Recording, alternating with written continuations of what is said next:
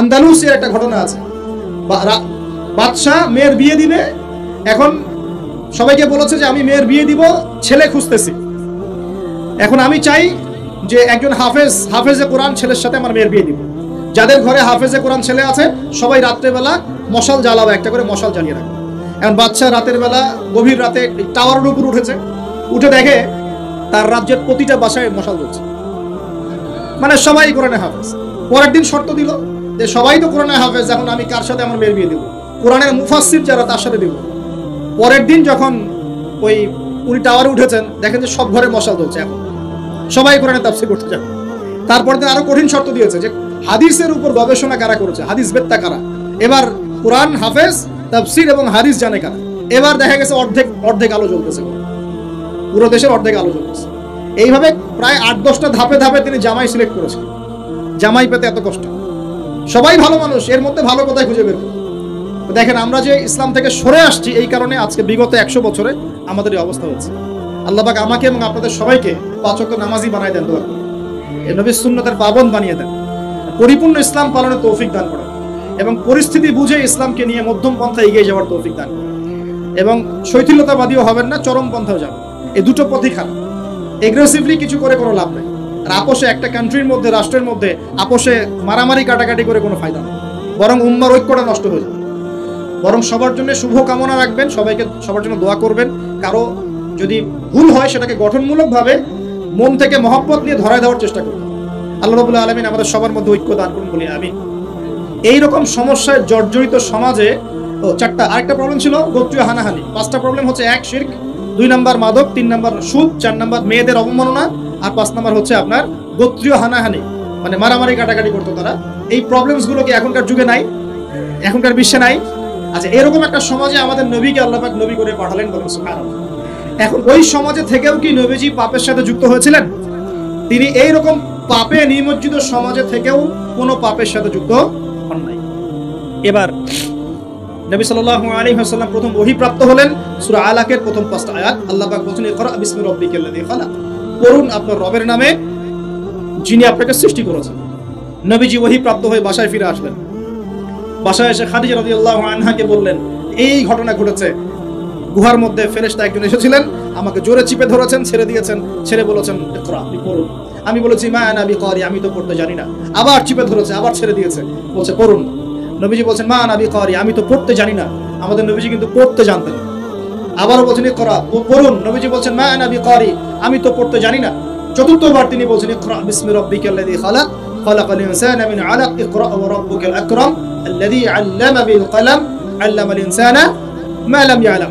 এবার খাদিজা রাদিয়াল্লাহু আনহা তিনি মুসলিম হয়েছেন, তার চাচাতো ভাই ওয়ারাকা বিন নাফেলের কাছে নিয়ে গেছেন। তিনি বলেছেন যে হ্যাঁ, তোমার কাছে যে এসেছিল তার নাম নামুস, মানে জিবরাইল আলাইহিস সালাম। তুমি নবুয়ত পেয়েছো, এখন তোমার এলাকার মানুষ তোমাকে বের করে দিবে। নবীজি বলছেন আমার এলাকার মানুষ আমাকে বের করে দিবে? আওয়া মুখরিজিয়াহুম, তারা কি আমাকে বের করে দিবে? তখন নবীজিকে বলা হচ্ছে হ্যাঁ, এর আগে যার কাছেই এই ওহী এসেছে তাকেই তার কম বের করে দিয়েছে। নবীজি দাওয়াতি কাজ করতে থাকলেন। প্রথম 3 বছর গোপন দাওয়াত। কয় বছর? প্রথম 3 বছর গোপনে দাওয়াত। এই 3 বছরে তৈরি হয়েছে আবু বকর সিদ্দিক, আপনার উসমান বিন আফফান, আব্দুর রহমান বিন আউফ, তালহা বিন উবাইদুল্লাহ, জুবাইর বিন আওয়াম, হ্যাঁ, এই যে যায়েদ ইবনে হারেসা, বিলাল আল হাবাশি, এরকম সাহাবী, আব্দুল্লাহ বিন মাসউদ, জাফর ইবনে আবি তালেব, আলী ইবনে আবি তালেব, এমন প্রায় 40 থেকে 80 জন সাহাবী ইসলাম কবুল করেছেন, বলেন আলহামদুলিল্লাহ। এরপর 4র্থ বছর থেকে প্রকাশ্যে দাওয়াত দেওয়া শুরু হলো। যখনই প্রকাশ্যে দাওয়াত দেওয়া শুরু হলো, তখনই নবী সাল্লাল্লাহু আলাইহি ওয়াসাল্লামের প্রতি জুলুম, নির্যাতন চাপিয়ে দেওয়া, শারীরিক নির্যাতন, মানসিক নির্যাতন, অর্থনৈতিকভাবে বয়কট করা, হ্যাঁ, তারপরে কখনো কখনো এই যে মাথার উপরে উটের নাড়ি ভুঁড়ি চাপিয়ে দেওয়া হয়েছে, কখনো তাকে আঘাত করা হয়েছে, কখনো কি করা হয়েছে সামাজিক্যালি মানে সোশ্যালি বয়কট করা হয়েছে, কখনো তাকে গালিগালাজ করা হয়েছে। আমি দেখেছি তাকে ইন টোটাল প্রায় 15 থেকে 16টা গালি খেতে হয়েছে। আমাদের নবীজিকে, যার সামনেও কোনো গোনা নাই, পিছনে কোনো গোনা নাই, এই ব্যক্তিকে জীবনে প্রায় 15 থেকে 16টা গালি খেতে হয়েছে। মানুষ তাকে বলেছে কাদ্দাব, মিথ্যাবাদী, মহামিথ্যাবাদী, সাহের, জাদুকর, ফারিকুল জামাআ, ঐক্য বিনষ্টকারী, হ্যাঁ, মজনুন, পাগল, জিনগ্রস্ত ইত্যাদি মানুষ তাকে এসব কথা বলছে। আমাদের নবীজিকে মানুষ এই কথা বলছে।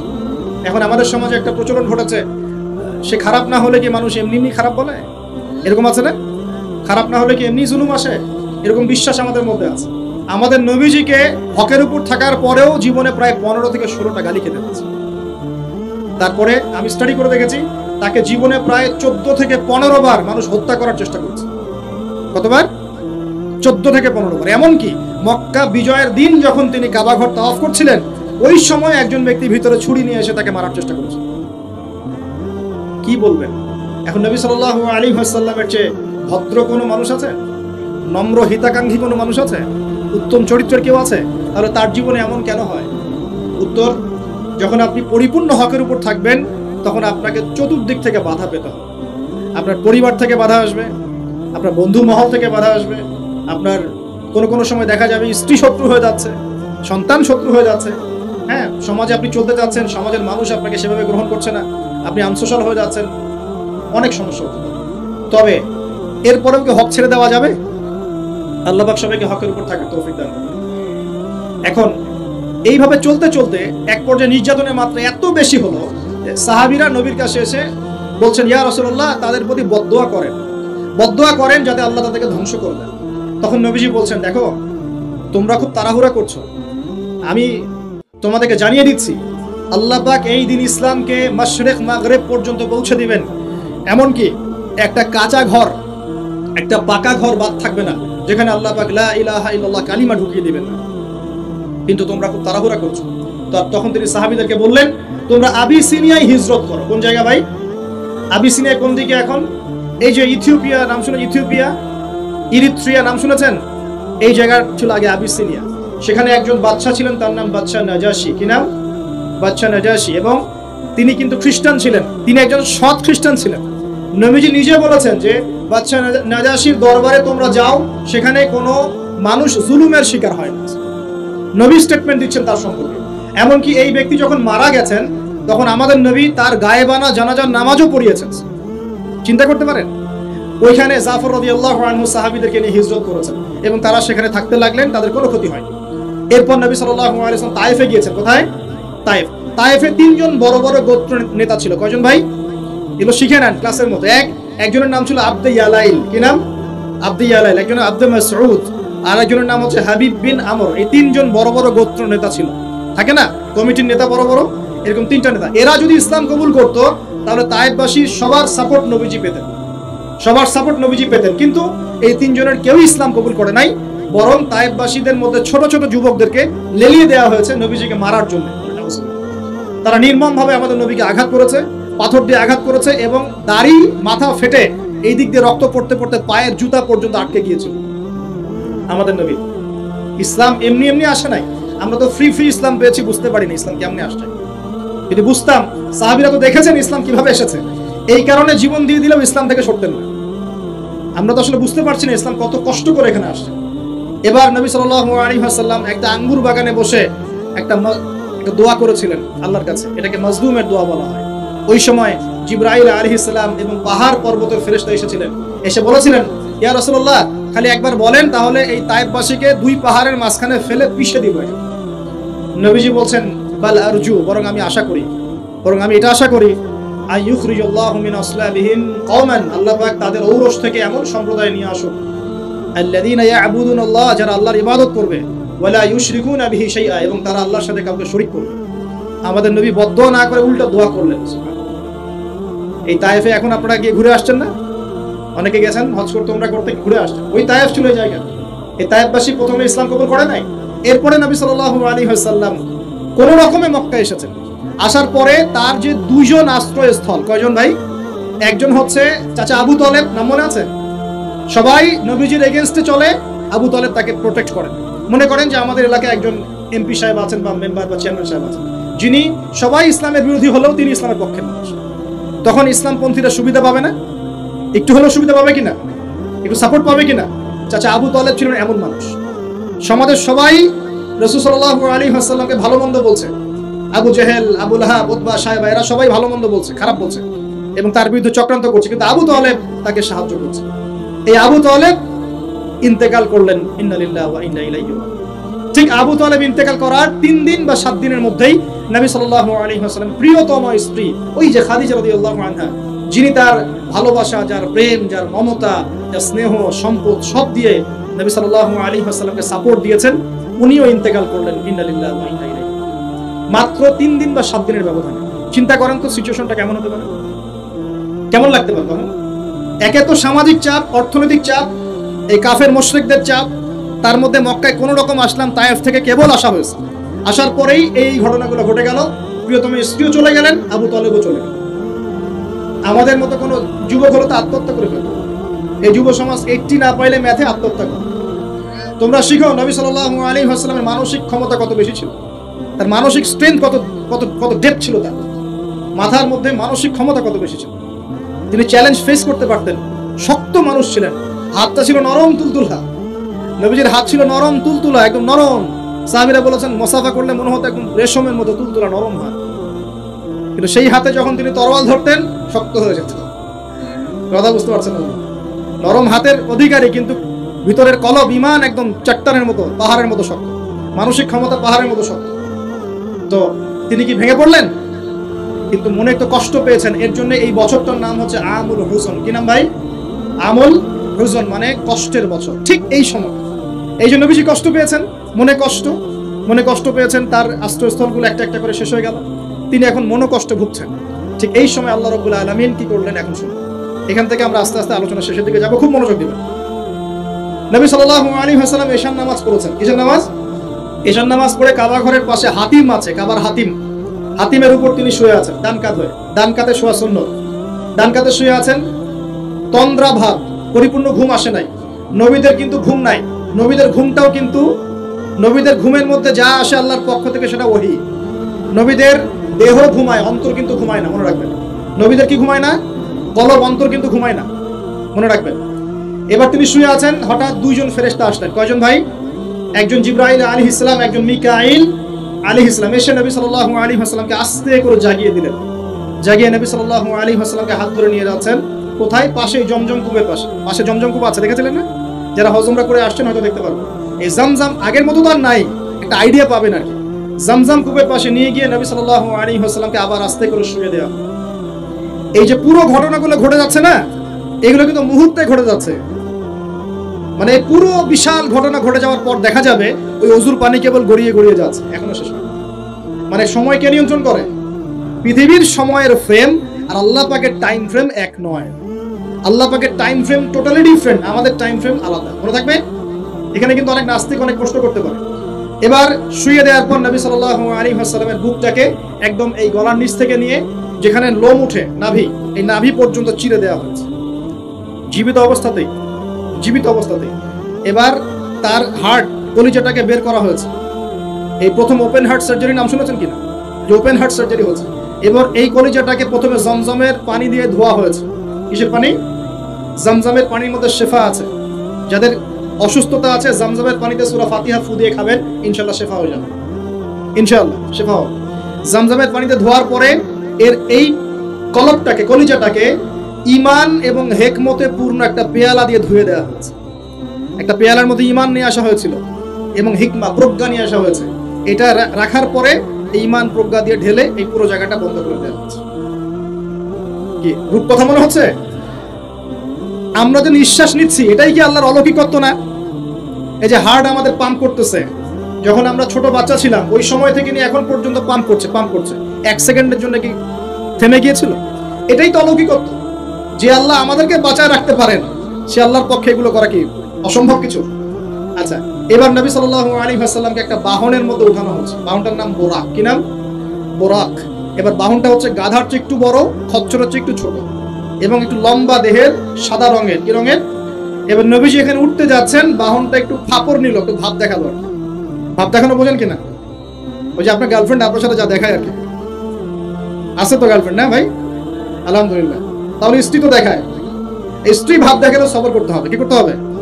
স্ত্রী ভাব দেখালে সবর করতে হবে, চুপ থাকতে হবে। এগুলো টিপস শেখেন, নাহলে বড় সমস্যা হতে পারে। স্ত্রী ভাব দেখাতে পারে, তখন সবর করতে হবে, চুপ থাকতে হবে। পরে দেখবেন ভাব নিজেই আবার ঠান্ডা হয়ে গেছে।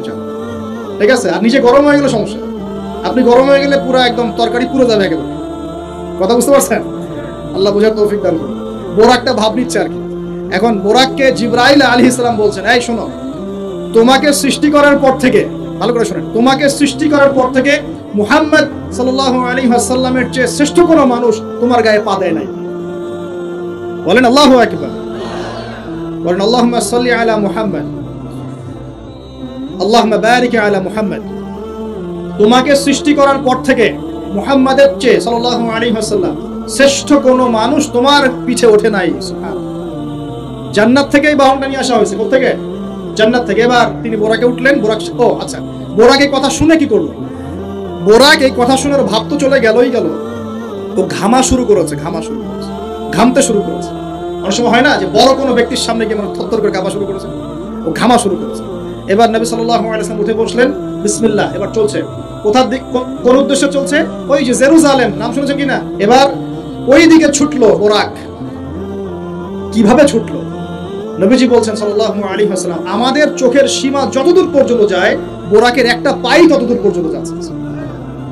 কখনো সূর্যাস্ত দেখেন নাই? কতদূর পর্যন্ত তাকানো যায়? ওই যে সূর্য ডুবছে অতদূর পর্যন্ত বোরাকের একটা পা চলে যাচ্ছে। নিঃসন্দেহে আলোর বেগের চেয়ে বেশি বেগে যাচ্ছে সে। যদি যারা ফিজিক্স পড়ছেন, এই যে অ্যাস্ট্রোনমি নিয়ে পড়াশোনা করছেন, আপনারা তো জানেন আলোর বেগের চাইতেও যদি দ্রুতগামী কোনো বাহন আবিষ্কার করা যায়, তাহলে সময়ের চেয়ে বেশি দূরে যাওয়া যাবে না? যাওয়া যাবে। বোরাকের গতি নিঃসন্দেহে আলোর গতির চেয়ে বেশি ছিল। এবার নবী সাল্লাল্লাহু আলাইহি ওয়াসাল্লাম বলছেন যে আমরা যখন বাইতুল মাকদাস বা ওই যে বাইতুল মাকদিস, ওই যে মসজিদ আকসার ওখানে গেলাম, জিবরাইল আলাইহিস সালাম একটা পাথরের মধ্যে ফুটা করলেন, সেই পাথরের মধ্যে ফুটা করে বোরাকটাকে বেঁধে রাখলেন। আর এই পাথরের ফুটার মধ্যেই সমস্ত নবী রাসূল, এই পর্যন্ত যত নবী রাসূল এসেছেন, ওই ফুটার মধ্যেই তাদের বাহনকে বেঁধে রাখতেন। এবার নবীজি মসজিদে ঢুকলেন, ঢুকে দেখছেন একজন মানুষ নামাজ আদায় করছেন, একটু লম্বা গড়নের, ছিপছিপে দেহ, তো লম্বা, চুলগুলো কোকড়ানো কানের লতি পর্যন্ত। মনে থাকবে, চুলগুলো কোকড়ানো কি পর্যন্ত? তোমাদের মতো ছেলা নয় ডান বাম, কানের লতি পর্যন্ত চুল, ছিপছিপে দেহ, লম্বা, শানুয়া গোত্রের মতো। নবীজি বলছেন অনেকটা শানুয়া গোত্রের মানুষের মতো। শানুয়া গোত্র কারা একটু দেখে নিবা অনলাইনে। এখন নবী সাল্লাল্লাহু আলাইহি ওয়াসাল্লাম জিজ্ঞাসা করছেন উনি কে? জিবরাইল আলাইহিস সালাম বলছেন উনি হচ্ছেন নবী মূসা আলাইহিস সালাম। আল্লাহ পাক কিভাবে এটা করলেন আল্লাহ ভালো জানেন, এটা আমরা ব্যাখ্যা করতে পারবো। নবী মূসা আলাইহিস সালাম নামাজ পড়ছেন, আরেকজনকে দেখলেন তার গড়ন কিছুটা মাঝারি ধরনের, চুলগুলো হচ্ছে সিল্কি মানে স্ট্রেট চুল, লম্বা এবং সোনালী রঙের। কি রঙের? সোনালী। এবং গায়ের কালারটা হচ্ছে সাদা এবং লালের মিশ্রণে গঠিত। নবীজি জিজ্ঞাসা করলেন উনি কে? তাকে বলা হচ্ছে উনি হচ্ছেন নবী ঈসা আলাইহিস সালাম। এবার নবী সাল্লাল্লাহু আলাইহি ওয়াসাল্লাম সমস্ত আম্বিয়া কেরামের সামনে চলে গেলেন এবং সমস্ত নবীদেরকে নিয়ে 2 রাকাত নামাজ পড়লেন। নবীদের ইমাম কে? আমাদের নবী কাদের ইমাম? নবীদের ইমাম। সেই নবীর সুন্নাত পালন করতে আমাদের এত কষ্ট হয়, হ্যাঁ ভাই? লজ্জা লাগে, দাঁড়িয়ে রাখলে লজ্জা লাগে না? টাকটুর উপর কাপড় তুলে লজ্জা লাগে? আস্তাগফিরুল্লাহ, আমাদেরকে মাফ করুক। আমরা সর্বশ্রেষ্ঠ মানুষের উম্মত, সর্বশ্রেষ্ঠ নবীর উম্মত। আল্লাহ পাক আমাদেরকে যোগ্য উম্মত হওয়ার তৌফিক দান করুন। নবীজি নামাজ পড়লেন, নামাজ শেষ। নামাজ, ও আরেকটা কথা, আরেকজনকে নবীজি দেখলেন, তার অবয়ব সম্পর্কে তিনি বলছেন দেখতে হুবহু আমার মতোই। নবীজি বলছেন দেখতে হুবহু আমার মতোই। জিজ্ঞাসা করলেন তিনি কে? জিবরাইল আলাইহিস সালাম বলছেন তিনি হচ্ছেন নবীগণের পিতা ইব্রাহিম আলাইহিস সালাম। ইব্রাহিম আলাইহিস সালামের দেহের গঠন, চেহারা একদম আমাদের নবীর মতো ছিল। সুবহানাল্লাহ। হয়তোবা এই কারণেই, হয়তোবা আল্লাহ ভালো জানেন, আমরা কিন্তু দরুদে কার নাম পড়ি? নবীর নামের সাথে ইব্রাহিম আলাইহিস সালামের নাম পড়ি, এবং তার জীবনীর সাথে আমাদের নবীর জীবনী কিন্তু হুবহু মিল আছে। আমাদের নবীজিকে হিজরত করতে হয়েছে, ইব্রাহিম আলাইহিস সালামকে করতে হয়েছে। ইব্রাহিম আলাইহিস সালামকে আগুনের পরীক্ষা দেওয়া লাগছে, আমাদের নবীকে বদরে উহুদে পরীক্ষা দেওয়া লাগছে, লাগে নাই?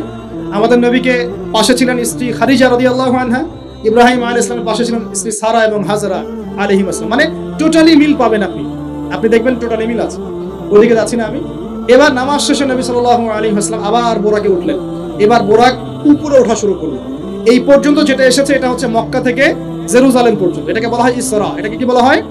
ইসরা মানে নাইট জার্নি, মানে রাত্রেবেলা নৈশ ভ্রমণ। আর এবার যাচ্ছে এই বাইতুল মাকদাস থেকে উপরের দিকে, এটাকে বলা হয় মেরাজ, মানে ঊর্ধ্বে আরোহণ, ঊর্ধ্বগমন। ঠিক আছে?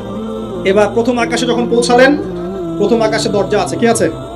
আর প্রথম আকাশ মানে আমরা যে তারা দেখি এগুলো কিন্তু প্রথম আকাশে। ঠিক আছে? প্রথম আকাশ মানে প্রথম মহাকাশ। শুধু এটা নয় যে ওই যে ওজোনোস্ফিয়ার, আয়নোস্ফিয়ার যেটা ভাগ করেছে এগুলো নয়, আমরা যা দেখি এগুলো সব হচ্ছে প্রথম মহাকাশের অংশ। এখানে দরজা আছে একটা, আমরা দেখতে পারি না। এখানে গিয়ে জিবরাইল আলাইহিস সালাম দাঁড়িয়ে গেলেন নবী সাল্লাল্লাহু আলাইহি ওয়াসাল্লাম দাঁড়িয়ে গেলেন। ওই দিক থেকে আওয়াজ আসছে যে কে?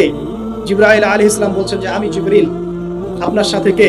বলা হচ্ছে আমার সাথে হচ্ছে বিশ্বনবী মুহাম্মদ রাসূলুল্লাহ সাল্লাল্লাহু আলাইহি ওয়াসাল্লাম। আপনাকে কি পাঠানো হয়েছিল তাকে আনার জন্য? তিনি বলছেন হ্যাঁ। তিনি বলেছেন হ্যাঁ, বাস হ্যাঁ, কারণ তিনি সাদিকুল আমিন। এবার দরজা খুলে দেওয়া হলো, তিনি ভিতরে ঢুকলেন, দেখলেন সেখানে একজন ব্যক্তি যিনি মাশাআল্লাহ ডান দিকে তাকাচ্ছেন, ডান দিকে অনেক আদম সন্তানের আকৃতি আছে, ডান দিকে তাকাচ্ছেন হাসছেন, বাম দিকে তাকাচ্ছেন, বাম দিকে অনেক আদম সন্তানের আকৃতি আছে, বাম দিকে তাকিয়ে কাঁদছেন। নবী সাল্লাল্লাহু আলাইহি ওয়াসাল্লাম বললেন উনি কে? তখন তাকে বলা হলো ইনি হচ্ছেন আপনাদের পিতা, আদম সন্তানদের পিতা আদম আলাইহিস সালাম। আদম আলাইহিস সালাম নবীকে দেখে সালাম দিলেন। আদম আলাইহিস সালাম নবীকে সালাম দিলেন, নবীও সালামের প্রত্যুত্তর করলেন এবং আদম আলাইহিস সালাম তার জন্য দোয়া করলেন। তিনি উঠে গেলেন আরো উপরে। এবার দ্বিতীয় মহাকাশে যখন চলে গেছেন, এই দ্বিতীয় মহাকাশ পর্যন্ত সায়েন্স যেতে পারে নাই, কেউই পারেনি, আল্লাহ রাসূল সাল্লাল্লাহু আলাইহি ওয়াসাল্লাম ছাড়া। এখানে গিয়ে তিনি দেখলেন সিমিলারলি দুজন বসে আছেন। কয়জন? দুজন। এবং দুজন এর পরিচয় জিজ্ঞাসা করলে জিবরাইল আলাইহিস সালাম বললেন ইনি হচ্ছেন ঈসা আলাইহিস সালাম আর ইনি হচ্ছেন ইয়াহইয়া আলাইহিস সালাম। দুজনের মাঝে কি সম্পর্ক? খালাতো ভাই। কি সম্পর্ক? খালাতো ভাই। এরপর সামনে যান, তৃতীয় আসমানে উঠলেন। সেখানে দেখছেন একজন ব্যক্তি যাকে এই পৃথিবীর অর্ধেক সৌন্দর্য দেয়া হচ্ছে। নবীজি বললেন তিনি কি এত অপরূপ সুন্দর? তখন নবী সাল্লাল্লাহু আলাইহি ওয়াসাল্লামকে বলা হচ্ছে তিনি হচ্ছেন ইউসুফ আলাইহিস সালাম, যাকে এই পৃথিবীর অর্ধেক সৌন্দর্য দেয়া হয়েছে। আমরা সূরা ইউসুফ পড়ি আর মনে করি এটা হচ্ছে ইউসুফ জুলাইখার ঘটনা, তাই না ভাই? আসলে এখানে প্রেম কাহিনী কার? এখানে প্রেম কাহিনী হচ্ছে ইউসুফ আলাইহিস সালাম এবং তার বাবার। ভালো করে পড়ে দেখবেন, এখানে বাবা এবং ছেলের মহব্বতের কাহিনী বর্ণিত হচ্ছে। আর ইউসুফ আলাইহিস সালামের বাহ্যিক সৌন্দর্য নিয়ে আমরা কথা বলি, তার বাহ্যিক সৌন্দর্যের চাইতে তার চরিত্রের সৌন্দর্য ছিল হাজার গুণ বেশি। জেনার অপবাদ দিয়েছে তাকে মানুষ, তিনি নির্দোষ হয়েও বিনা অপরাধে 12 বছর জেল খেটেছেন, তারপরেও তিনি অন্যায় পথে পা বাড়ান নাই। পারিয়েছেন? আল্লাহ পাক আমাদেরকে এগুলো বোঝার তৌফিক দান। আর উপরে উঠলেন, চতুর্থ আসমানে উঠে দেখছেন এখানে আরেকজন একইভাবে আছেন, তার নাম হচ্ছে ইদ্রিস আলাইহিস সালাম। কি নাম? ইদ্রিস আলাইহিস সালাম। তিনি চতুর্থ আসমানে অপেক্ষা। একইভাবে সবার সাথে কথাবার্তা হলো, সালাম বিনিময় করা হলো, মোবারকের দোয়া করলেন, তিনি আবার উঠে গেলেন। পঞ্চম আসমানে উঠে তিনি দেখছেন ওই ইচ্ছে নবী মুসা আলাইহিস সালাম। কোন নবী? নবী মুসা আলাইহিস সালাম। সবাই সালাম দিচ্ছেন, একইভাবে কথাবার্তা হচ্ছে। ষষ্ঠ আসমানে উঠে দেখছেন হারুন আলাইহিস সালাম, মুসা আলাইহিস সালামের ভাই, মনে আছে? হারুন আলাইহিস সালাম, যিনি ফেরাউনের কাছে দাওয়াত নিয়ে গিয়েছিলেন, মুসা আলাইহিস সালামের সাথে ছিলেন। সপ্তম আসমানে উঠে তিনি দেখছেন একজন ব্যক্তি যার চেহারা একদম ছোট ছোট বাচ্চারা যারা মারা যায়, আল্লাহ রাব্বুল আলামিন তাদের রূহটাকে ওখানে রেখেছেন। তারা ওখানে খেলছে, যখনই ওদের পিতামাতার কথা মনে হয় দৌড় দিয়ে আসে ইব্রাহিম আলাইহিস সালামের কাছে। মনে রাখবেন, বাচ্চাদের সাথে কেন ইব্রাহিম আলাইহিস সালামকে রাখা হলো, এখানে একটা ব্যাখ্যা হতে পারে, আল্লাহু আ'লাম। শিশুদের সাথে থাকতে হলে শিশুর মতো মন থাকতে পারে। বাচ্চাদের সাথে কারা ভালোভাবে মিশতে পারে জানেন? যাদের মনটা বাচ্চাদের মতো, শিশুর মতো সরল হতে হয়, শিশুর মতো হতে হয়, সরল। যাদের মন শিশুর মতো সরল, এদের মনের মধ্যে কিন্তু হিংসা, বিদ্বেষ, রিয়া, অহংকার এগুলো থাকবে না। ইব্রাহিম আলাইহিস সালামকে ওই শিশু কুরবানির পরীক্ষায় ফেলতে হয়েছিল না? আল্লাহ রাব্বুল আলামিন দেখেন তাকে বাচ্চাদের সাথে রেখে দিয়েছে। বাচ্চারা ওখানে খেলাধুলা করে, যখনই ওদের বাবার কথা মনে হয়, মায়ের কথা মনে হয়, দৌড় দিয়ে ইব্রাহিম আলাইহিস সালামের কাছে চলে আসে। তিনি আদর করে দেন, আবার চলে যায়। কি চমৎকার দৃশ্য! তিনি হেলান দিয়ে আছেন বাইতুল মামুরে, সালাম করলেন, সালাম করে নবীজিকে বললেন, হে নবী আপনার উম্মতকে জানিয়ে দিয়েন, আমি আপনাদেরকে সেটা জানিয়ে দিচ্ছি। হে নবী আপনার উম্মতকে জানিয়ে দিয়েন যে জান্নাত হচ্ছে একটা উর্বর জায়গা, জান্নাতের পানি হচ্ছে মিষ্টি, জান্নাতের মাটি খুব উর্বর, জান্নাতের অনেক জায়গা ফাঁকা পড়ে আছে। আপনার উম্মতকে জানিয়ে দিয়েন এই ফাঁকা জায়গাগুলোতে তারা যদি গাছ লাগাতে চায় তাহলে যেন পড়ে সুবহানাল্লাহ, আলহামদুলিল্লাহ, ওয়া লা ইলাহা ইল্লাল্লাহ, আল্লাহু আকবার, ওয়া লা হাওলা ওয়া লা কুওয়াতা ইল্লা বিল্লাহ। এই মেসেজটা কে দিয়েছেন? ইব্রাহিম আলাইহিস সালাম। এই যে বাইতুল মামুরে হেলান দিয়ে আছেন, এটা কি? নবীজি বলেন এটা হচ্ছে ফেরেশতাদের ইবাদত করার জায়গা। কাবা ঘর আছে না আমাদের, এই কাবা ঘরের ঠিক সোজা উপরে বাইতুল মামুর আছে, সপ্তম আসমানে। ফেরেশতারা কিভাবে ইবাদত করেন শোনেন। নবীজি বলেন এই বাইতুল মামুরে প্রতি মুহূর্তে 70,000 ফেরেশতা তাওয়াফ করছে। ঠিক যেমন এখানে তাওয়াফ হচ্ছে 24 ঘন্টা, তাওয়াফ কি থেমে থাকে? তাওয়াফ থামে না। ঠিক ওইভাবে বাইতুল মামুরে তাওয়াফ থেমে থাকছে না। বাইতুল মামুরে ফেরেশতারা তাওয়াফ করছেন 70,000 ফেরেশতা একই সাথে। আর শুনে রাখেন, যে 70,000 ফেরেশতা একবার তাওয়াফ করার সৌভাগ্য পেয়েছে তারা কিয়ামত পর্যন্ত দ্বিতীয়বার চান্স পাবে। এবার কি চিন্তা করতে পারছেন ফেরেশতাদের সংখ্যা কত? কত হতে পারে? আমাদের সংখ্যা তত্ত্বের বাইরে, আমাদের সংখ্যা তত্ত্বের বাইরে। এবার নবী সাল্লাল্লাহু আলাইহি ওয়াসাল্লাম আরো একটু উপরে উঠলেন, এই জায়গার নাম সিদরাতুল মুনতাহা। কি নাম? সিদরাতুল মুনতাহা। এটা হচ্ছে একটা বড়ই গাছ। বড়ই গাছ দেখেছেন তো? এটা নবীজি বলছেন এত চমৎকার এই বড়ই গাছ, এর মধ্যে এত বেশি রং ছিল যে রংগুলোকে আমি ব্যাখ্যা করতে পারবো না। এর পাতাগুলো ছিল হাতির কানের মতো এবং এর ফলগুলো ছিল মটকার মতো বড় বড় এক একটা, এবং এর মধ্যে প্রজাপতি বসেছিল। এই প্রজাপতিগুলোর রং এত চমৎকার যেগুলো আমাদের পৃথিবীর রঙের মতো নয়। মানে এগুলো ব্যাখ্যা করার মতো শব্দ আমাদের কাছে নাই। অ্যামেজিং। এটা কোন জায়গা? আমাদের সবার রূহগুলো যেখানে উঠে যায়। এটা কোন জায়গা? আমাদের সবার নেক আমলগুলো যেখানে উঠে যায়। সবার রূহ, মৃত ব্যক্তিদের রূহ, আত্মা এবং নেক আমলগুলো এই পর্যন্ত ওঠে, এরপরে সেখান থেকে উঠিয়ে নেওয়া হয়, এরপরে তারা আর যেতে পারে। একইভাবে উপর থেকে আল্লাহ পাকের কোনো আদেশ আসলে এই সিদরাতুল মুনতাহা পর্যন্ত আসে, এরপর সেখান থেকে নিয়ে আসা। আমি কি বুঝতে পারছি? এই হলো সিদরাতুল মুনতাহা, যেটা ফেরেশতাদের শেষ সীমা। এরপরে ফেরেশতারা আর যেতে পারবেন না। আল্লাহ পাকের নিকটবর্তী ফেরেশতারা ছাড়া নর্মাল যারা, তারা ওখানে যেতে পারবে। নর্মাল মানে বলছি যারা এমনি অন্যান্য দায়িত্বে আছেন, তারা সেখানে যেতে পারবেন না। এই পর্যন্ত লাস্ট ওই যে লাইন থাকে না, ডেড লাইন, এটা ডেড লাইন, এরপর যেতে পারবে। এবার আমাদের নবীকে এখানে বাহন চেঞ্জ করে দেওয়া হলো, অন্য একটা বাহন আরো দ্রুতগামী তাকে দেওয়া হলো। এই বাহনে করে নবীজি একদম আলো পর্দা ভেদ করে উপরে উঠছেন, আল্লাহ পাকের একদম কাছাকাছি আসছেন। কাছাকাছি আসার পর তিনি বলছেন, আমি তখন শুনতে পেলাম যে আল্লাহ পাকের নিকটস্থ ফেরেশতা যারা আল্লাহর আদেশ লিখে রাখেন, তারা কলম দিয়ে লিখছে আল্লাহর আদেশ। এই কলমের লিখার খসখস শব্দ আমি শুনতে পেলাম। আল্লাহু আকবার। এবার আল্লাহ রাব্বুল আলামিন তাকে কাছে নিয়ে, শোনেন প্রিয় ভাই, উম্মতে মুহাম্মাদি শুনে রাখুন, আল্লাহ পাক 3টা স্পেশাল ওহী করলেন। কয়টা ভাই? 3টা। অন্যান্য অনেক কথা তো হয়েছে, সেগুলো তো আমরা হাদিসের মধ্যে আমরা ডিটেইলস বলতে পারছি না, সময় শর্ট। 3টা স্পেশাল ওহী আল্লাহ রাব্বুল আলামিন করেছেন। তার প্রথমটা হচ্ছে নবী সাল্লাল্লাহু আলাইহি ওয়াসাল্লামকে এই জায়গায় 50 ওয়াক্ত নামাজ হাদিয়া গিফট দেয়া। কত ওয়াক্ত? এবার নবীজি 50 ওয়াক্ত নিয়ে চলে আসছেন। পরের দুটো পরে বলছি। 50 ওয়াক্ত নিয়ে চলে আসছেন। আসার সময় এই যে ষষ্ঠ আসমানে, পঞ্চম আসমানে কার সাথে দেখা? মুসা। কে আমাকে করছে? মুসা আলাইহিস সালাম। তিনি বলছেন, আল্লাহ পাক কি দিয়েছেন আপনাকে? নবী সাল্লাল্লাহু আলাইহি ওয়াসাল্লাম বলেন 50 ওয়াক্ত নামাজ। কত ওয়াক্ত? 50 ওয়াক্ত। এবার মুসা আলাইহিস সালাম বলছেন, আমার উম্মতকে 2 ওয়াক্ত নামাজ দেওয়া হয়েছে, সেটাই আমার উম্মত আদায় করতে পারে নাই। 50 ওয়াক্ত নামাজ আপনার উম্মত পারবে না, আপনি কমাই নিয়ে আসেন যান। তিনি আবার গেলেন 50 থেকে 45, আবার 45 থেকে 40, 40 থেকে 35, 35 থেকে 30, এই করতে করতে করতে করতে 5 ওয়াক্ত যখন আসলো, তখনও নবীজিকে বলা হচ্ছে আপনি আরো কমাই নিয়ে আসেন। নবীজি বলছেন, আমার যেতে লজ্জা লাগছে, আল্লাহ পাক আমাকে এত বেশি কমিয়ে দিলেন, আরো কমাতে চাইতে আমার লজ্জা লাগছে। দেখেন, মুসা আলাইহিস সালাম বলেছিলেন আমার উম্মতকে 2 ওয়াক্ত নামাজ দেওয়া হয়েছিল, আদায় করতে পারে নাই। উম্মতে মুহাম্মাদের মধ্যে এমন মানুষ নাই 2 ওয়াক্ত 1 ওয়াক্ত নামাজও পড়তে পারে না। নবীদের এটা হিকমা, দূরদর্শিতা। এবার নবী সাল্লাল্লাহু আলাইহি ওয়াসাল্লাম আল্লাহর কাছে গিয়ে আরজি পেশ করছেন। আল্লাহ রাব্বুল আলামিন বলছেন, 5 ওয়াক্ত নামাজ আমি দিলাম, কিন্তু 5 ওয়াক্ত যদি তোমার উম্মত আদায় করে 50 ওয়াক্তের নেকি দেওয়া হবে। আরেকটা বেনিফিট তোমার উম্মতের যে কোনো ব্যক্তি যে আমলই করুক না কেন 10 গুণ বাড়ায় নেকি দেওয়া হবে। কিন্তু তোমার উম্মতের কোনো ব্যক্তি যদি গুনাহ করে, তাহলে গুনাহকে 10 গুণ বাড়ায় দিব না ইনশাআল্লাহ। গুনাহ একটাই থাকবে। গুনাহ কি হবে? একটাই থাকবে। আর নেকির কাজ করলে 10 গুণ বাড়ায় দেওয়া হবে। 1 টাকা দান করছেন 10 টাকার নেকি হবে। 1 রাকাত নামাজ পড়ছেন 10 টাকাতে নেকি হবে। একটা সিজদা করছেন 10টা সিজদার নেকি হবে ইনশাআল্লাহ। কথা বুঝতে পারছেন? এটা হলো একটা গিফট বা হাদিয়া। সেকেন্ড গিফটটা হচ্ছে আল্লাহ রাব্বুল আলামিন নবী সাল্লাল্লাহু আলাইহি ওয়াসাল্লামকে সূরা বাকারার শেষের 2টা বা 3টা আয়াত ওহী করলেন। কয়টা ভাই? শেষের 2টা বা 3টা। লিল্লাহি মা ফিস সামাওয়াতি, এখান থেকে ফানসুরনা আলাল কওমিল কাফিরিন পর্যন্ত।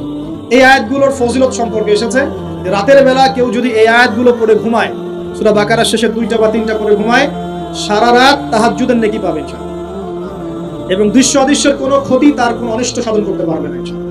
এই যে সমস্যা হয় ঘুমের মধ্যে, জিনের সমস্যা, জাদুর সমস্যা, বদনজর ইত্যাদি, কোনো রকম প্রবলেম তাকে ফেস করতে হবে না ইনশাআল্লাহ। সূরা বাকারার শেষে কয় আয়াত? কমপক্ষে 2 আয়াত, যদি পারেন 3টা আয়াত পড়বেন। 2টা হাদিয়া হল। 3 নম্বর হাদিয়াটা আরো বড়। 3 নম্বর হাদিয়া হচ্ছে নবী সাল্লাল্লাহু আলাইহি ওয়াসাল্লামকে আল্লাহ পাক বললেন, তোমার উম্মতের, গৌর করে শুনেন, তোমার উম্মতের যে কোনো ব্যক্তি যত পাপই করুক না কেন, যদি আমার সাথে শিরকের পাপ না করে, শিরকের পাপ ছাড়া আমার সাথে সাক্ষাৎ করে, আসমান জমিন সমান যদি পাপ করে, আমি আল্লাহ তার সামনে আসমান জমিন সমান ক্ষমা নিয়ে হাজির হব ইনশাআল্লাহ। এই উম্মতের যে কোনো ব্যক্তি খালি লা ইলাহা ইল্লাল্লাহ মুখ দিয়ে পড়েছে, ইসলামের সামনে আত্মসমর্পণ করেছে এবং শিরক মুক্ত আমল করেছে, বেদাত মুক্ত আমল করেছে, ঠিক আছে, তার যত বড় বড় পাপই থাকুক না কেন ইনশাআল্লাহ আল্লাহ পাক কোনো না কোনো ওসিলায় সেই পাপ মাফ করে দেবেন। এটা একদম লিখিত হয়ে গেছে। জান্নাতীদের 120 কাতার হবে, এই 120 কাতার মানুষের মধ্যে 80 কাতার হবে উম্মত মুহাম্মদ। আমরা কি শিরক মুক্ত আমল করতে পারবো না ভাই? সাহাবীরা অবাক হয়ে বলছেন, যদি সে চুরি করে, যদি সে জেনা করে, নবীজি বলছেন যদি সে চুরিও করে, যদি সে জেনাও করে, তবুও তাওহীদ ঠিক থাকলে জান্নাতে চলে যাবে।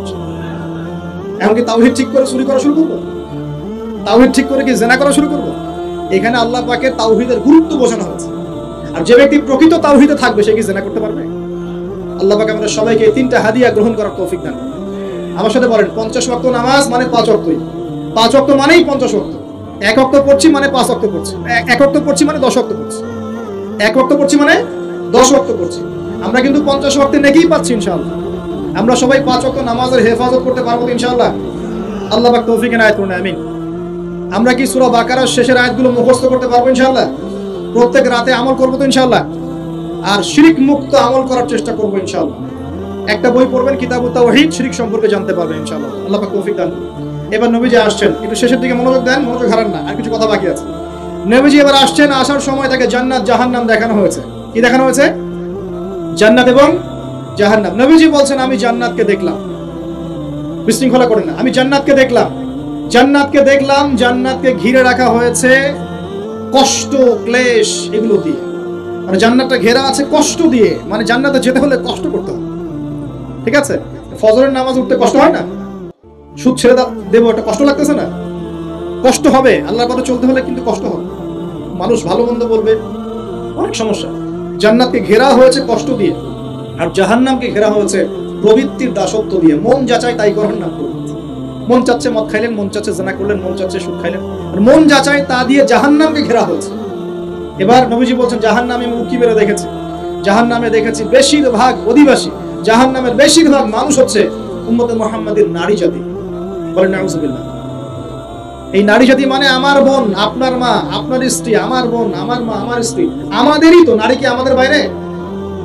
কেন তারা জাহান্নামে যাবে? নবীজি বলছেন কয়েকটা কারণ। 1, তারা বেশি বেশি লানত এবং অভিশাপ করে। 1, 2, তারা এমন কিছু কাপড় পরে শেষ জামানায় বাইরে ঘুরবে যে কাপড়গুলো পরেও তারা নগ্ন থাকবে, অর্থাৎ বেপরদামির কারণে। 3, তারা বুক পিঠ চাপড়ায়, প্রলাপ বিলাপ করে, এটা একটা কারণ।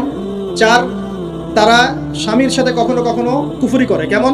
স্বামী সারা জীবন যদি তাদের ভরণ পোষণ ভালোবাসা দিয়ে যায়, কোনো একদিন যদি কোনো সমস্যা সৃষ্টি হয় বলবে যে সারা জীবন তোমার কাছে কিছুই পাই না। এই সব কিছুর ঊর্ধ্বে একটা কারণ আছে, এই সব কিছুর ঊর্ধ্বে একটা কারণ আছে, সেটা হলো, শোনেন, তাদের উদ্ধত মস্তকটা আল্লাহ পাকের বিধানের সামনে সহজে অবনত হতে পারে না, চায় না। এগুলো কিন্তু সব মেয়েদের জন্য নয়, উম্মতে মুহাম্মাদির একটা অংশের মেয়েদের জন্য আল্লাহ নবী এইসব কথা বলেছেন। আবার এমনও মেয়ে আছে, শোনেন, এমনও মেয়ে আছে যারা ঈমান আমল টিকে রাখার জন্য না খেয়ে থাকতেও রাজি আছে। এমনও মেয়ে আছে, এমনও বহু দিনী মেয়ে আছে আমাদের সমাজে যারা ঈমান আমল ধরে রাখতে চায়, পরিবার তাকে রাখতে দেয়। ফিরাউনের ঘরে থেকেও একজন মেয়ে জান্নাতে গিয়েছে, গিয়েছে কিনা? গিয়েছে। অতএব আমরাও যে দুধে দেওয়া তুলসী পাতা এমন নই, আমাদের মধ্যে বহু খারাপই আছে। কিন্তু নবীজি এখানে স্পেশালি বলেছেন যে শেষ জামানার মেয়েরা, নিসাউন কাসিয়াতুন আরিয়া, যারা কাপড় পরে নগ্ন থাকবে, মহিলাতুন মামিলা, যারা অন্যকে আকৃষ্ট করবে, অন্যের দিকে আকৃষ্ট হবে, এরা জান্নাতে যাবে না, জান্নাতের গন্ধ পাবে না। নবীজি বলেছেন আমি জাহান্নামে দেখেছি বেশিরভাগ নারী জাতি। এখানে আমার মা, আমার বোন, আপনার মা, আপনার বোনের সতর্ক হওয়ার কি হেদায়েত আছে কি নাই? আর এই মেয়েদেরকে চালাই কি আমরা না অন্য কেউ? আমরাই তো আমাদের পরিবারকে চালাই কি না? আমরাই তো খাওয়াই পড়ে নাকি? তাহলে আমাদের পরিবারের বোনেরা কি পর্দা করতে পারবে না, প্রতিষ্ঠা করতে পারবেন না? পরিবারের আমাদের মায়েরা, বোনেরা, স্ত্রীরা পর্দা করবে না? এই দায়িত্ব আমাদের না? পরিবারের কর্তা আমরা নই? আল্লাহকে আমাদেরকে জিজ্ঞাসা করবেন না? অতএব আমরাও যেন সতর্ক হয়ে যাই, আল্লাহ পাক তৌফিক দান। এই জন্য বলি, বিয়ে করতে হলে আগে দিনদারিতা দেখবেন, তারপর বিয়ে করবেন। দুনিয়াদারিতা দেখে বিয়ে করলে পরে পস্তাবেন। ছেলে মেয়ে উভয়ের প্রতি একই নসিহত। বিয়ে করতে যদি হয়, বিয়ে যদি করতেই হয়, তাহলে দিনদারিতা দেখে বিয়ে করবেন। তারপর দেখবেন যে মেয়ের বংশ কেমন, সৌন্দর্য কেমন, এই সেই পরে দেখবেন। আগে দেখবেন দিনদারিতা ঠিক আছে কিনা। ছেলের ক্ষেত্রে একই বিধান। আগে দেখতে চান না কত বড় চাকরি করে, কত প্রপার্টিজ আছে, কত বড় বাড়ি, এগুলো পরে দেখবেন।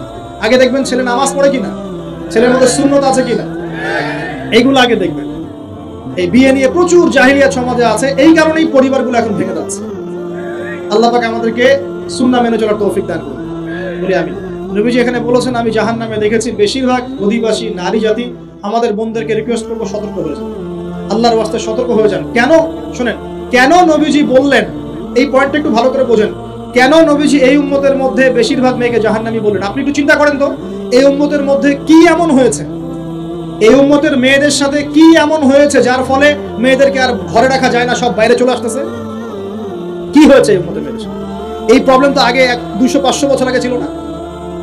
500 বছর আগে আপনি কি কোনো মেয়েকে দেখেছেন আমাদের মেয়েদের মতো বেপর্দায় সারা রাস্তাঘাট, গ্রামগঞ্জ, এখন অফিস আদালত বাজার ঘাট সব ঘুরে বেড়াচ্ছে? দেখেছেন 500 বছর আগে, 300 বছর আগে, 200 বছর আগে? লাস্ট সমসাময়িক সময় কি এমন হলো যে মেয়েদেরকে আর ঘরে রাখা যায় না? আমি একটা শব্দ বলে দিই, বাসায় গিয়ে রিসার্চ করবে, সব বলে দিব না। লাস্ট 100-200-300 বছরে একটা মুভমেন্ট, একটা আদর্শ ছড়িয়ে পড়েছে বিশ্বের বুকে, তার নাম হলো ফেমিনিস্ট রেভলিউশন। মনে থাকবে, ফেমিনিস্ট রেভলিউশন। এটা নিয়ে ঘাটাঘাটি করেন, বুঝতে পারবেন কেন জাহান্নামের বেশিরভাগ অধিবাসী জাহান্নামে যাবে, নারীরা কেন জাহান্নামে যাবে বেশি বেশি। এই মুভমেন্টটা নিয়ে পড়াশোনা করলেই বুঝতে পারবেন। আল্লাহ পাক আমাদেরকে বোঝার তৌফিক দান করুন, অন্তরের চোখ খোলার তৌফিক দান করুন। নবীজি আরো বলছেন, আমি জাহান্নামে গেলাম, জাহান্নাম আমাকে দেখানো হলো, এবং সেখানে আমি একজন ফেরেশতাকে দেখলাম। কি দেখলাম? এই ফেরেশতা আমাকে দেখে হাসে নাই। সবাই মনোযোগ দেন, মেরাজের রাতের সবাই নবী সাল্লাল্লাহু আলাইহি ওয়াসাল্লামের সাথে হাসি মুখে সাক্ষাৎ করেছেন এই ফেরেশতা বাদ দিয়ে। নবীজি বললেন জিবরাইল আলাইহিস সালামকে, সে এত গম্ভীর কেন, তার চেহারায় হাসি নাই কেন? জিবরাইল আলাইহিস সালাম বলছেন, যখন থেকে আল্লাহ পাক তাকে জাহান্নামের দায়িত্ব দিয়েছেন, যেদিন থেকে আল্লাহ পাক এই ফেরেশতাকে জাহান্নামের দায়িত্ব দিয়েছেন, ওই দিন থেকে তার চেহারার হাসি চলে গেছে। আর কিছু বলতে হবে? কেন হাসি চলে গেল? খুশিতে? জাহান্নামে আল্লাহ পাকের আযাব এবং এই আযাবের দায়িত্ব পালন করতে গিয়ে তার চেহারা থেকে হাসি চলে গেছে। নবীজি জানালেন তার নাম হচ্ছে মালিক। কি নাম?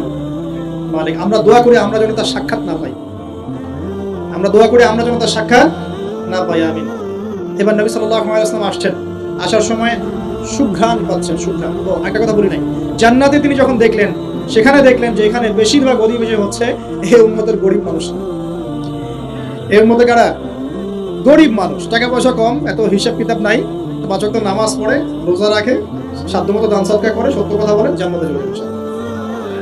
গরিবদের 500 বছর আগে, কত বছর আগে? তার মানে এই উম্মতের যদি কেউ গরিব হয়ে থাকি আমরা, কষ্টের কিছু আছে?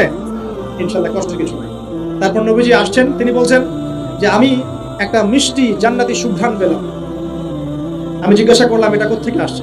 তখন জিবরাইল আলাইহিস সালাম বললেন, এই ঘ্রাণ আসছে ফেরাউনের মেয়ের চুল আঁচড়ে দিত একজন দাসী, হঠাৎ একদিন চিরুনি পড়ে গেল হাত থেকে, সে বিসমিল্লাহ বলে চিরুনি উঠিয়েছে, আর দাসী শুনে নিয়েছে বিসমিল্লাহ মানে, বিসমিল্লাহ মানে কি? আল্লাহর নামে মানে কি? তোমার কি ফেরাউন আমার বাবা ছাড়া আরো কোনো ইলাহা আছে নাকি? তখন সেই মহিলা বলেছিল, হ্যাঁ আমি এক আল্লাহর ইবাদত করি, ফেরাউনেরও রব হচ্ছে আমার আল্লাহ। এই অপরাধে তাকে ফেরাউন বড় আগুনের কুণ্ডলি খুঁড়ে তাকে ওখানে নামিয়ে দিয়েছিল, এবং তার 3টা কি 4টা বাচ্চা ছিল, এই সব বাচ্চাগুলোকে তার চোখের সামনে পুড়িয়ে মেরেছে।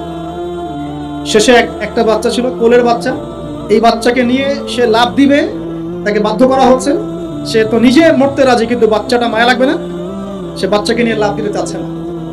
তখন আল্লাহ পাক ওই বাচ্চার জবানে আল্লাহর কুদরত, আল্লাহর মুজিজা চালু করে দিলেন। ওই বাচ্চা কথা বলা শুরু করলো। ওই বাচ্চা বলল, হে আম্মা ইসবিরি ইয়া উম্মা, হে আমার মা সবর করো, ফাইন্নামা উইদুনা আল জান্নাহ, আমাদের জন্য আল্লাহ পাক জান্নাত রেখেছেন। লাভ দিয়ে জান্নাত। ওই যে ফেরাউনের স্ত্রী বলা ঠিক না এখানে, ফেরাউনের ওই দাসী যে চুল আশ্রয় দিত, আসিয়া, যার নাম বলা হয় কোনো কোনো জায়গায় আসিয়া, এবং তার সন্তানদেরকে যেখানে দাফন করা হয়েছে ওখান থেকে জান্নাতের ঘ্রাণ আসছে। কে পেলেন এই ঘ্রাণ? রাসূলুল্লাহ সাল্লাল্লাহু আলাইহি ওয়াসাল্লাম। এবার তিনি চলে আসছেন, এসে কাবা ঘরের হাতিমে আবার এসে সেখানে আসলেন, এখানে বিমর্ষ মুখে বসে আছে। কেন মন খারাপ যে আমি যদি এই ঘটনা যদি কালকে এখন সকালে সবাইকে বলা শুরু করি, সবাই তো আমাকে এখন কি বলবে? মিথ্যাবাদী। এমনিই তো মিথ্যাবাদী, এখন এই ঘটনা আবার বিশ্বাস করবে কি? এখন সকালবেলা আবু জাহেল আসছে, আয়েশা বলছে যে কি নতুন কিছু ঘটনা ঘটছে নাকি, নতুন করে ঘটনা আছে নাকি, টিটকারি করলো আর কি। রাসূল সাল্লাল্লাহু আলাইহি ওয়াসাল্লাম বলছেন আমি গতকালকে আকসায় গিয়েছিলাম। এখন আবু জাহেল বলছে, ও আচ্ছা চমৎকার, আকসায় গিয়েছিলেন, তাই নাকি, আর কি করেছে? আমি এই ঘটনা ঘটেছে আমার সাথে। তখন সবাইকে সে ঢোল পিটায় নিয়ে আসলো, আরে আসো আসো, মুহাম্মদ কি বলে শোনো, দেখো কি বলো, তো পাগল হয়ে গেছে না। যে আকসায় গিয়েছিল, বলো তো আকসায় কি কি আছে। সুবহানাল্লাহ, আল্লাহ রাব্বুল আলামিন এখন যেমন ভিডিও দেখি না আমরা, এইভাবে আল্লাহ রাব্বুল আলামিন মসজিদুল আকসাকে নবীর সামনে তুলে ধরলেন সামনে।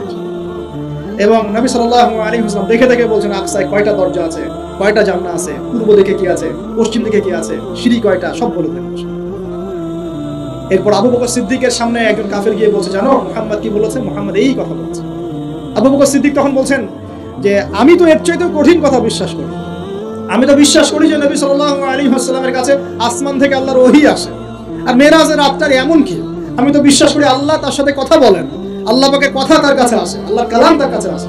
ওই দিন থেকে নবী সাল্লাল্লাহু আলাইহি ওয়াসাল্লামের এই সাহাবীর নাম হয়ে গেল আবু বকর সিদ্দিক। এখন এর মাঝখানে আর কয়েকটা কথা হয়েছে, আমাদের নবী পরে হাদিসে জানিয়েছেন, এগুলো বলে শেষ করছি। নবীজি বলছেন আমি যখন মেরাজের রাতে গিয়েছি আমাকে আল্লাহ পাক কিছু আযাব দেখিয়েছেন। কি দেখেছেন ভাই?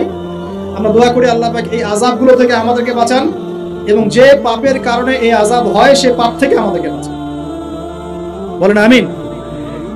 আর একটা কথা বলে রাখি, যেহেতু নবীকে এই আযাবগুলো দেখানো হয়েছে, অন্য কোনো নবীকে কিন্তু দেখানো হয়নি। কাকে দেখানো হয়েছে? আমাদের নবীকে। তার মানে এই পাপগুলো এবং এই আযাব আমাদের উম্মতের মধ্যেই বেশি থাকে। বুঝতে পারছেন না? এই আযাব এবং পাপগুলো কি অন্য কোনো নবীকে দেখানো হয়েছে? আমাদের নবীকে দেখানোর কারণ কি? কারণ আপনার উম্মতের মধ্যে এই পাপগুলো ছড়াবে বেশি, এবং আপনার উম্মতের একটা অংশ এই আযাবগুলো ভোগ করবে। কি আযাব? নবীজি যাচ্ছেন, দেখছেন, যুবকরা শুনে ভালো করে, নবীজি দেখছেন একটা চুলা, কি ভাই, তন্দুর রুটি দেখেছেন যে চুলায় রান্না করে, ঠিক ওই রকম শব্দই হাদিসে এসেছে, তন্দুর। এই চুলা এমন চুলা যার মাথাটা হচ্ছে সরু, নিচের দিকটা মোটা, নিচে আগুন জ্বলছে, ভিতরে কিছু মানুষ আছে, নিচ থেকে আগুনের দাবদাহ আসছে, যখনই আগুন আসছে জাহান্নামের তখন তারা ধাউ ধাউ করে উপরে উঠছে, আবার যখন আগুন নেমে যায় তখন তারা নিচে নেমে যায়। নবীজি মর্মান্তিক দৃশ্য দেখে বললেন যে এরা কারা, যাদেরকে এমন আযাব দেওয়া হচ্ছে? জিবরাইল আলাইহিস সালাম বললেন, যুবক ভাই শুনুন ভালো করে, জিবরাইল আলাইহিস সালাম বললেন এরা হচ্ছে আপনার উম্মতের সেই সব ব্যক্তি যারা বিবাহ বহির্ভূত জিনা করেছে। এই পাপটা মারাত্মক। আল্লাহ পাক আমাদের সবাইকে এই পাপ থেকে ফিরে আসার তৌফিক দান করুন, এবং এই পাপ যদি করে থাকেন হতাশ হবেন না, তওবা করে আজকেই ফিরে আসবেন। তওবা করলে আল্লাহ পাক যে কোনো পাপ মাফ করে দেবেন ইনশাআল্লাহ, যে কোনো পাপ। তওবা খাস করতে হবে, কোনোদিন এই পাপে লিপ্ত হওয়া যাবে না। এই যে গত 3-4 দিন আগে একটা দিবস চলে গেল না, লক্ষ লক্ষ কোটি কোটি যুবক যুবতী এই পাপ করেছে, করে নাই? আর আমরা উস্কে দিয়েছিলাম কাছে আসার গল্প, অমুক তমুক, হাবি জাবি, কত কথা। আর এদের স্লোগানগুলো এত চটকদার, খুব মজা লাগে, খুব মজা, মুখরোচক ভাবে উপস্থাপন করে। আল্লাহ পাকের কাছে আসার গল্প করা যায় না, রাসূলের কাছে আসার গল্প করা যায় না। আসলে এখনকার মিডিয়াগুলো এতটাই নির্লজ্জ হয়ে গেছে। কেন বলছি শোনেন, ইসলামের সাথে শত্রুতা তো আছেই, কোনোদিনও আল্লাহর কাছে আত্মসমর্পণ করা লাগে এমন কোনো ওয়ার্ডও বলবে না। টাইটেল দিবে ভূমিকম্পের কাছে মানুষ কত অসহায়, টাইটেল দিয়েছে। প্রাকৃতিক বিপর্যয়ের সামনে মানুষ কত অসহায়, প্রকৃতির কাছে মানুষ কত অসহায়, এসব টাইটেল দিয়ে ভিডিও দিচ্ছে। ওই যে ভূমিকম্প ইস্যুতে একটা বারও বললো না যে এই আল্লাহ পাকের কাছে, আল্লাহর শক্তির সামনে মানুষ কত অসহায়। ওই শব্দ ব্যবহার করা যাবে না। ওই শব্দ ব্যবহার করলে আপনি মৌলবাদী হয়ে যাবেন। যে প্রকৃতিটা কি, প্রকৃতি কে, প্রকৃতি কাকে বলে, কত প্রকার, প্রকৃতির স্রষ্টা কে, প্রকৃতি কে নিয়ন্ত্রণ করছে? ভূমিকম্পের কোনো ক্ষমতা আছে না? ভূমিকম্প যে দেয় তার ক্ষমতা আছে। এই সাগরের কোনো ক্ষমতা আছে? সাগরে যে জলোচ্ছ্বাস দেয় তার ক্ষমতা আছে। এই মাটিটাকে স্থির কে রেখেছে? এখন আমরা তো এখনো মহাবিশ্বে ঘুরছি না? এই যে ওয়াজ করছি যখন আমরা, এখনো পৃথিবীটা ঘুরছে, আমরা কি বুঝতে পারছি? কে পৃথিবীকে স্থির রাখলো? কেউ বলবে না যে আল্লাহর আযাবের সামনে মানুষ কত অসহায়। হ্যাঁ, বলবে প্রকৃতির সামনে মানুষ কত অসহায়, ভূমিকম্পের সামনে মানুষ কত অসহায়। মানে এমন এমন চটকদার কিছু শব্দ দিবে, এই শব্দগুলো আপনাকে চিনিয়ে দিবে যে কারা আল্লাহর বাহিনী, কারা আল্লাহর দুশমনের বাহিনীর মধ্যে আছে। তো এখানে যুবকদেরকে উৎসাহিত করা হয়েছে না জিনার জন্য। আর নবী সাল্লাল্লাহু আলাইহি ওয়াসাল্লামকে কেন দেখানো হলো? কারণ তার উম্মতের মধ্যে জিনার পাপ ছড়িয়ে পড়ে বেশি। কিসের মধ্যে? চুলার মধ্যে শাস্তি দেওয়া হচ্ছে, চুলায় শাস্তি দেওয়া হচ্ছে। নবীজি বলছেন তাদের ভিতর থেকে এত দুর্গন্ধ বের হচ্ছিল যেন মনে হচ্ছিল যে কোনো পাবলিক টয়লেটের পাশ দিয়ে আমরা যাচ্ছি। প্রিয় ভাই, আল্লাহর ওয়াস্তে জিনার ধার কাছেও যায় না। আল্লাহ পাক বলেছেন ওয়ালা তাকরাবু জিনা, জিনার কাছেও যেও না। এক নাম্বার শাস্তি কি দেখেছেন নবী সাল্লাল্লাহু আলাইহি ওয়াসাল্লাম? কিসের শাস্তি? তন্দুর চুলার মধ্যে আগুনের শাস্তি। কিসের পাপের কারণে? বলেন, জিনা। এই উম্মতে মুহাম্মাদের মধ্যে জেনা ছড়িয়ে পড়েছে কিনা? এখন আমরা কি এই স্রোতে গা ভাসাবো না দূরে থাকবো? আমরা হালাল উপার্জনের সোর্স তৈরি করব, পরে হালাল বিয়ে করবো ইনশাআল্লাহ। হালাল উপার্জনের মাধ্যম তৈরি করবেন, পরে বিয়ে করবেন ইনশাআল্লাহ। বিয়ের আগে কোনো পীড়িত নাই, সব পীড়িত বিয়ের পরে ইনশাআল্লাহ পারা যাবে ইনশাআল্লাহ। আর সব আগে ভাগে খেয়ে শেষ করে ফেললে পরে খাবেন কি? তাই না বিষয়টা? আচ্ছা, এবার সামনে যাই। নবী সাল্লাল্লাহু আলাইহি ওয়াসাল্লাম সামনে গেলেন, গিয়ে দেখলেন, এবার দেখলেন কিছু মানুষ বসে আছে, সামনে আছে টাটকা তরতাজা গোশত, একদম ধোঁয়া উঠতেছে, একদম কালা ভুনার মতো। আর পাশে রাখা আছে পচা নোংরা আবর্জনাময় গোশত। এই মানুষগুলো ভালো গোশত খাচ্ছে না, এই মানুষগুলো পচা গোশতগুলোই খাচ্ছে, দুর্গন্ধযুক্ত। নবীজি বললেন, এরা কারা? নবী সাল্লাল্লাহু আলাইহি ওয়াসাল্লামকে বলা হচ্ছে, এরা আপনার উম্মতের সেই সব ব্যক্তি যারা বিবাহিত, ভালো করে শুনেন, এরা আপনার উম্মতের সেই সব ব্যক্তি যারা বিবাহ বহির্ভূত সম্পর্ক করেছে, মানে বিয়ে করার পরেও, বাসায় স্ত্রী থাকার পরেও বাইরে করেছে, বাসায় স্বামী থাকার পরেও বাইরে জেনা করেছে। এখন আমাকে বলেন তো, উম্মতে মুহাম্মাদের মধ্যে সমকালীন সময় এই ফিতনাটা ছড়িয়ে পড়ে নাই? পরকীয়া ছড়িয়ে পড়ে নাই? এটা হলো পরকীয়ার স্পেশাল শাস্তি। কারণ পবিত্র হালাল ফ্রেশ জিনিস ওদের ঘরে ছিল, খাইতে ভালো লাগে না, ওদের নোংরা পচা জিনিস খেতে ভালো লেগেছে।